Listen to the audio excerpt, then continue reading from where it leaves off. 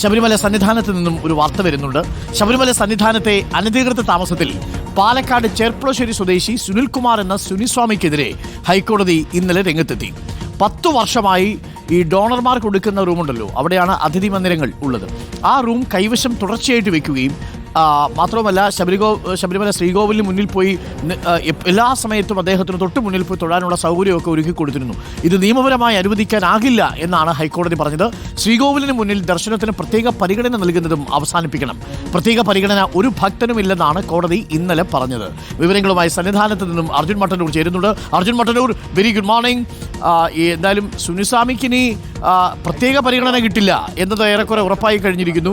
എങ്ങനെയാണ് ഈ ഡോണൽ മുറിയിലൊക്കെ 10 വർഷം ഇദ്ദേഹം കൈവശാവകാശം വയ്ക്കുകയും സ്പെഷ്യൽ ദർശനം നടത്താനും ഒക്കെയുള്ള ആനുകൂല്യം ഈ സുനിസ്വാമിക്ക് കിട്ടിയത്, Arjun Mattannur? Good morning doctor Arunkumar. വർഷങ്ങളായി ചർച്ച ചെയ്യുന്ന ഒരു വിഷയമാണ്. ഒരു വിവാദ വ്യവസായിയാണ് ഈ സുനിൽകുമാർ. അതായത് നേരത്തെ ഈ ബാർക്കോഴ വിവാദത്തിൽ അടക്കം പേര് ഉയർന്നു കേട്ട ആളാണ്.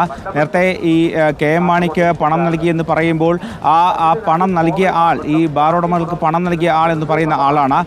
മാത്രവുമല്ല, അതോടൊപ്പം തന്നെ നിരവധി കമ്പനികളുടെ ഉടമയാണ്, കശുവണ്ടി വ്യവസായിയാണ്, അതോടൊപ്പം തന്നെ ശബരി TMDയുടെ ഉടമയാണ്. ഇത്തരത്തിൽ വലിയൊരു വ്യവസായിയാണ് ഈ സുനിൽകുമാർ. നേരത്തെ തന്നെ ഹൈക്കോടതിയും അതോടൊപ്പം തന്നെ വിജിലൻസും അടക്കം ഇയാൾക്കെതിരെ നിരവധി റിപ്പോർട്ടുകൾ കൊടുത്തിരുന്നു. പക്ഷേ ഇയാളെ സന്നിധാനത്ത് നിന്ന് മാറ്റാൻ ഇതുവരെ കഴിഞ്ഞിട്ടില്ല.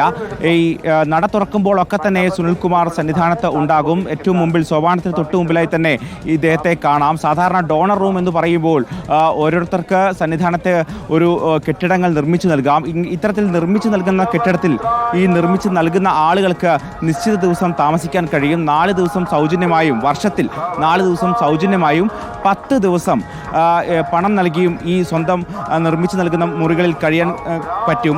എന്നാൽ സുനിൽകുമാർ അതിൽ അധികം ദിവസങ്ങളിൽ അവിടെ കഴിയുന്നു എന്നുള്ളതാണ് പ്രധാനപ്പെട്ട കാര്യം. നേരത്തെ ഈ സന്നിധാനത്ത് ശ്രീകോവിലിനോട് ചേർന്നുള്ള എക്സിക്യൂട്ടീവ് ഓഫീസിനോട് ചേർന്നായിരുന്നു സുനിൽകുമാർ താമസിച്ചിരുന്നത്. ഇപ്പോഴും ഈ ഓഫീസുകളിലൊക്കെ തന്നെ ഇയാൾക്ക് കയറിയിറങ്ങാൻ കഴിയുന്നു. അവിടെയൊക്കെ തന്നെ ആരും തന്നെ അദ്ദേഹത്തെ തടയാനും ഇതുവരെ മുതിരുന്നില്ല. മാത്രവുമല്ല, ഈ ദേവസ്വം ജീവനക്കാർക്കടക്കം പണം നൽകിക്കൊണ്ട് ഇയാൾ ഇത്തരത്തിൽ അനധികൃതമായി ചില മുൻഗണനകൾ നേടുന്നു എന്നത് നേരത്തെ തന്നെ വിജിലൻസ് അടക്കം കണ്ടെത്തിയിരുന്നു. പക്ഷേ ഇതിലൊന്നും തന്നെ നടപടി ഉണ്ടായിരുന്നില്ല. നേരത്തെ G. സുധാകരൻ ദേവസ്വം മന്ത്രിയായിരുന്നപ്പോഴടക്കം ഇയാളെ നിയന്ത്രിക്കാൻ നടപടി എടുക്കാൻ ശ്രമിച്ചിരുന്നെങ്കിൽ പോലും അതും വിലപ്പോയിട്ടില്ല.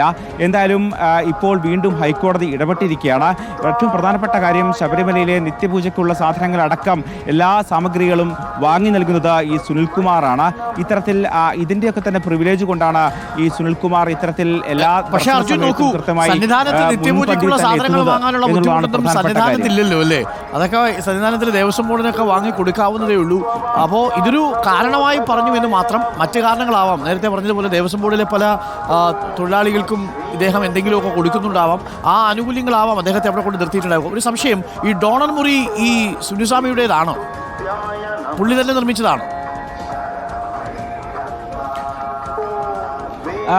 അരുൺകുമാർ, നേരത്തെ അദ്ദേഹം നിർമ്മിച്ച് നൽകിയ ഒരു ഡോണർ മുറി ഉണ്ട്. അത്തരത്തിൽ നിരവധി ആളുകൾ നിർമ്മിച്ച് നൽകിയ ഡോണർ മുറികൾ, ഈ ഡോണർ കെട്ടിടങ്ങൾ ഈ ശബരിമല സന്നിധാനത്ത് ഉണ്ട്. പക്ഷേ നിയമപ്രകാരം അവിടെ 4 ദിവസമാണ് ഈ നിർമ്മിച്ച് നൽകിയ ആൾക്ക് സൗജന്യമായി താമസിക്കാൻ കഴിയുക.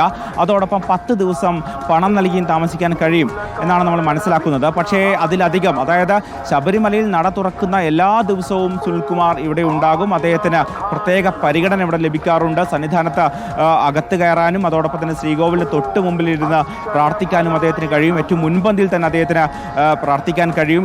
ഇത് നേരത്തെ വിവാദമായപ്പോൾ അന്ന് അതിനുശേഷം ഇദ്ദേഹം എല്ലാ നിത്യപൂജയും അദ്ദേഹം സ്വന്തം നിലയിൽ ഏറ്റെടുത്തു. അത്തരത്തിൽ നിത്യപൂജ ഏറ്റെടുത്ത് കഴിഞ്ഞാൽ ഒരു തവണ തൊഴാനുള്ള സൗകര്യം ഉണ്ടാകാറുണ്ട്. പക്ഷേ ഒരു തവണയല്ല, രാവിലെ നട തുറക്കുമ്പോൾ, അതിനുശേഷം പ്രധാനപ്പെട്ട പൂജാ സമയങ്ങളിൽ, ഉച്ചപൂജ സമയത്ത്, ദീപാരാധന സമയത്ത്, ഹരിവരാസന സമയത്തൊക്കെ തന്നെ അദ്ദേഹം ഈ ശബരിമല സന്നിധാനത്തുണ്ടാകും. ആരും തന്നെ അദ്ദേഹത്തെ തടയാറില്ല. എല്ലാവർക്കും അദ്ദേഹം സുപരിചിതനാണ്. അത്തരത്തിൽ വർഷങ്ങളായി ഈ സുനിൽകുമാർ ഇവിടെ നിർബാധം സഞ്ചരിക്കുന്നു. അദ്ദേഹത്തെ ആർക്കും തടയാൻ കഴിയുന്നില്ല എന്നുള്ളതാണ് പ്രധാനപ്പെട്ട കാര്യം. മാത്രവുമല്ല, പിന്നീട് അദ്ദേഹം ഈ ഗോശാല പരിചാരകനാണ് എന്നും അദ്ദേഹം അവകാശപ്പെടുന്നുണ്ട്. പക്ഷേ ദേവസ്വം ബോർഡ് ഈ ലക്ഷങ്ങൾ മുടക്കി നടത്തുന്ന ഗോശാലയ്ക്ക് മറ്റൊരു പരിചാരകൻ എന്തിന് എന്നൊരു ചോദ്യവും അന്ന് ഉയർന്നു. നടത്തിയത് നന്നായി. സന്നിധാനത്ത് അർജുൻ മട്ടന്നൂർ നമ്മൾ പ്രേക്ഷകരോടൊക്കെ പറയുന്ന പോലെ അവിടെ എത്തുന്ന എല്ലാ ഭക്തരും അയ്യപ്പന് മുന്നിൽ തുല്യരാണ്.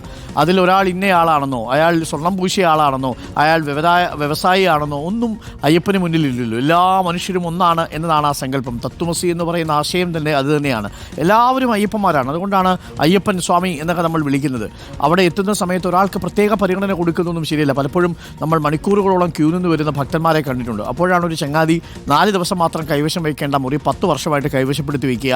അവിടെ ഈ പറയുന്ന ശ്രീകോവിലിന് മുന്നിൽ എല്ലാ ദിവസവും മറ്റുള്ളവരൊക്കെ ക്യൂ നിന്ന് തൊട്ടപ്പുറത്തുകൂടി മറ്റ് സ്ഥലങ്ങളിൽ നിന്നൊക്കെ എത്തുന്നവർ വരുമ്പോൾ മുൻപിൽ നിന്നുകൊണ്ട് ഈ പറയുന്ന പ്രത്യേക ആനുകൂല്യങ്ങളോടുകൂടി പ്രത്യേക ദർശനം നടത്തുക.